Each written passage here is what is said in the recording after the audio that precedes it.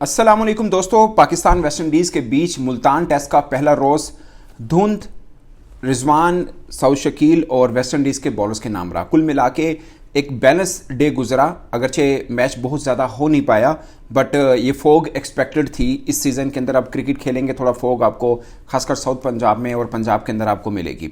But जब champions trophy शुरू होगी तब तक ये वेदर निपट चुका होगा।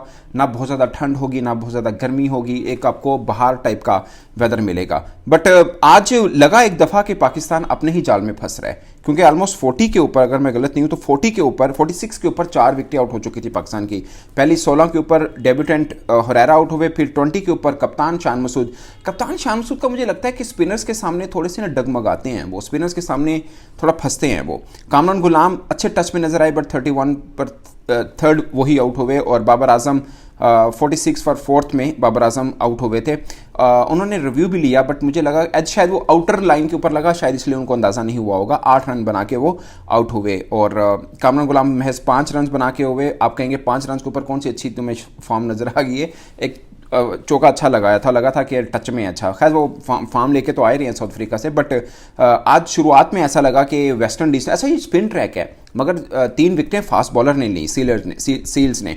तो उस वक्त मतलब मैं ये एक्सपेक्ट कर रहा था, बल्कि मैंने कल जब व्लॉग किया मैंने कहा जो बदनसीबी होगा जो यहाँ पे मुल्तान के अंदर फास्ट बॉलर खेलेगा।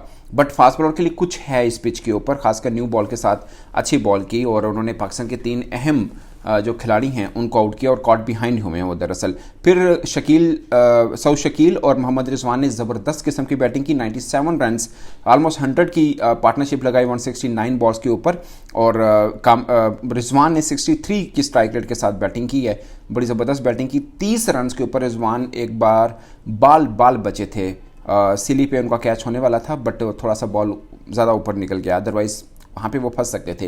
फिर उन्होंने चौके लगाए 3, मतलब 1.5 ओवर के अंदर बाहर निकल के खेला, तो उनको फील हुआ कि जितना टर्न है वो थोड़ा के डाउन द ट्रैक खेलना पड़ेगा, और रिजवान ने उस तरह की ही बैटिंग की। अगरचे सऊद शकील ने 50 की, मगर वो थोड़ा सा फंस रहे थे खासकर ऑफ स्पिनर के सामने, और रिजवान थोड़ा थोड़ा उनको गाइड भी करते। मगर सऊद शकील या कराची से जितने भी आपको क्रिकेटर्स मिलेंगे वो ऑफ स्पिन अच्छा खेलते हुए मिलेंगे, बट एक लेफ्ट हैंडर खड़ा ऑफ ब्रेक बॉलर जो होगा ऑफ स्पिनर, वो उनको थोड़ा तंग तो ज़रूर करेगा।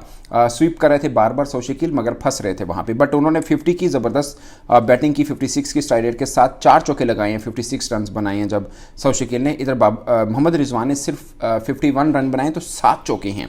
तो बाउंड्रीज का डिफरेंस है उसकी, साफ है कि रिजवान स्पिनर्स को बहुत तगड़ा खेलते हैं। अगेन मैं मानता हूं कि सऊद शकील भी बहुत तगड़ा खेलते हैं, मगर रिजवान जिस तरह निकल के मारे थे, उनका लेफ्ट आर्म स्पिनर के सामने भी वो डाउन द ट्रैक खेल रहे थे, क्योंकि जितना टर्न हो रहा था शायद यही एक फार्मूला उनको समझ में आया, और वो ज़बरदस्त कामयाब भी रहे हैं।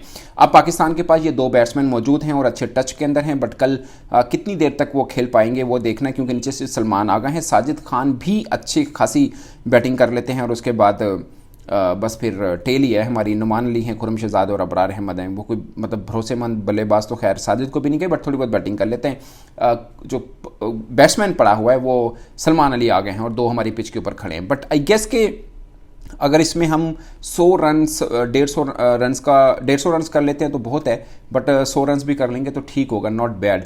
और जिस तरह फोग पड़ रही है, जैसे वहाँ की कंडीशन बनी हुई है, अब पाकिस्तानी स्पिनर्स को भी बहुत सपोर्ट मिलेगी। और आपने अगर मैच देखा हो तो साजिद खान बार बार वो पवेलियन के बाहर खड़े होकर यूँ आंखें देख रहे थे कि उन मतलब जैसे होता है ललचाई आंखों के साथ देख रहे थे कि इस पिच के ऊपर बॉलिंग का अपना ही मज़ा होगा, खासकर वेस्ट इंडीज़ बैटर्स के सामने। अब कुछ भी हो सकता है, बट मुझे जैसी पिच बिहेव कर रही है मुझे लगता है कि वेस्ट इंडीज़ को बहुत मुश्किल आने वाली है। अगरचे हम खुद फंसे हैं, 46 पर 4 आउट हुए, बट वेस्ट इंडीज़ के लिए बहुत प्रॉब्लम रहेगा स्पिन ट्रैक के ऊपर। वो वैसे स्पिनर्स के सामने थोड़ा घबराते हैं, और पाकिस्तान अगर 250 रन कर लेता है तो मुझे लगता है कि वेस्ट इंडीज़ फंसेगा इसके ऊपर। अगरचे मतलब अभी उन्होंने पहली इनिंग खेलनी है, हमने देखना है कि उनके बल्लेबाज स्पिनर्स को कैसा खेलते हैं, बट ओवरऑल आप उनका ट्रैक रिकॉर्ड भी उठा के देखें, जो उनके बड़े अच्छे बल्लेबाज भी रहे हैं वो भी स्पिनर्स के सामने बहुत ज़्यादा कंफर्टेबल है नहीं। और ऐसी पिच के ऊपर तो हमने इंग्लैंड को नहीं खेलने दिया, तो वेस्ट इंडीज़ कंपैरेटिवली उनसे थोड़ा के डाउन टीम है। तो पाकिस्तान के आज वैसे आगाज़ उनका बड़ा शानदार रहा है, उनके बॉलर्स ने पाकिस्तानी बल्लेबाजों को काफ़ी परेशान किया रखा, और उस वक्त कमेंटेटर भी ये कह रहा था कि पाकिस्तान अपने ही जाल में लगता है फंस रहा है। But thanks to Saud Shakeel and Rizwan, उन्होंने ज़बरदस्त बैटिंग की है। अब पाकिस्तान 143 फॉर 4 है, 41.3 ओवर्स हो चुके हैं। कल भी एक्सपेक्टेडली यही है कि मैच थोड़ा लेट शुरू होगा, और जिस तरह आज लेट हुआ कल भी लेट होगा, क्योंकि फोग है खासकर साउथ में। मतलब ईस्ट पंजाब वाली साइड के ऊपर इतनी फॉग अब नहीं है। अगरचे मॉर्निंग जब आप उठें सुबह 6 बजे तो थोड़ी फॉग होती है, बट 8-9 बजे के बाद आपको सनी डे मिलता है। मगर साउथ पंजाब वाली साइड के ऊपर जहाँ मुल्तान में, वहाँ पे आपको अभी भी फॉग मिलेगी। इससे पहले लाहौर वाली साइड पे थी, उधर नहीं थी, अब उस साइड पे है, तो इस तरह से। बट मुझे लगता है कि शायद दूसरे टेस्ट मैच तक थोड़ा सा वेदर क्लियर हो जाए। बट फॉग है, वो हो सकता है कल भी सनी डे आपके सामने आ जाए, बट एक्सपेक्टेड यही है कि फिर फॉग मिलेगी। अगले 3-4 रोज़ में आपको फॉग ही नजर आएगी।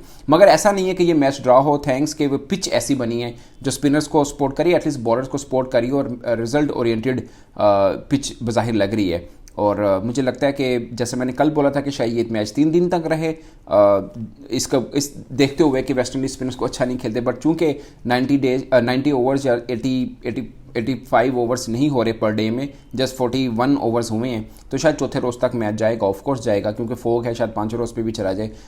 हाफ डे एक तरह से खेला गया, बट एक अच्छा दिन रहा दोनों टीमों के लिए कलेक्टिवली। बट क्रिकेट के लिए इसलिए अच्छा नहीं रहा कि यहाँ पर मींस के अभी 40 ओवर्स कम हुए हैं, जो कि फोग की वजह से हुए हैं।